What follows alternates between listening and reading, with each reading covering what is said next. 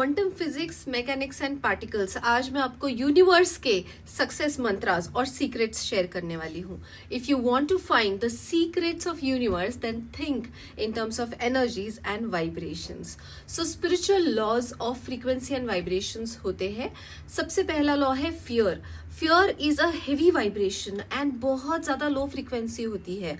Fear के opposite है piece, calmness, love, harmony. ये सारी चीजें आपको लाइट लाती है। लाइट यानी यूनिवर्सल एनर्जी, और वो हाई फ्रीक्वेंसी की होती है। तो डर को मिटाइए कामनेस के साथ या न्यूट्रलिटी के साथ। Anger and rage are again low vibration energies. So उसके एंगर और रेज के अंडरलाइन क्या होता है? एंगर और रेज के underline there is always fear and a feeling of powerlessness, vulnerability, रोना आना, बहुत हेल्पलेस फील होना। rather than that, when we stay calm, when we stay centered, we have high vibrations. So we are empowered, and when we hold this energy we can speak our truths and live with integrity and be our authentic selves. Animals जो होते हैं ना, they respond to these frequencies which we as humans are not aware of. Like एक कुत्ता जो होता है, dog, it growls if you're frightened. Horse immediately they know when you're scared and they respond accordingly. So if you have a strong feeling, आप positive feelings रखिए, confident है, loving है towards all creatures, and all of even plants will respond positively to high frequencies that you emit. Now angels are again very high frequency vibrations.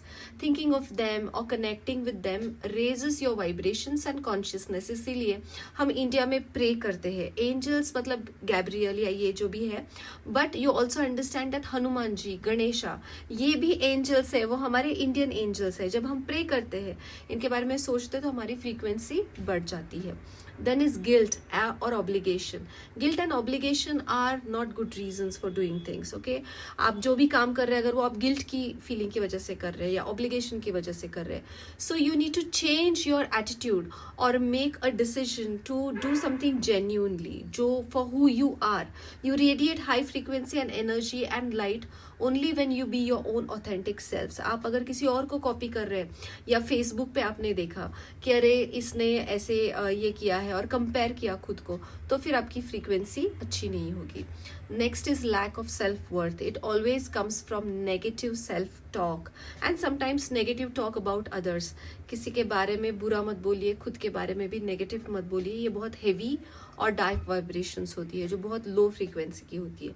तो आपको क्या करना है? Self worth and confidence radiate करना है, because वो high frequencies है, वो लाइट और एनर्जी अट्रैक्ट करते हैं।